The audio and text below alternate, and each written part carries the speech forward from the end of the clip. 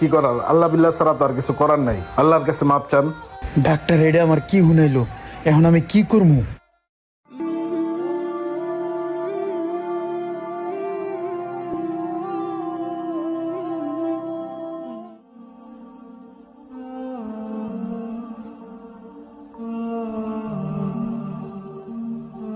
ভাই আসসালামু আলাইকুম।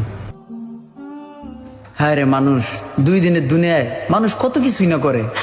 আমি কারা কই, আমি নিজেই তো কত কিছু করছি। আল্লাহ মাফ করো, মাফ করো। বস, মাঠে একটা গ্যাঞ্জাম লাগছে, তাড়াতাড়ি চলেন চলেন। গ্যাঞ্জাম গুঞ্জামে আর যাবো না রে মোশারেফ।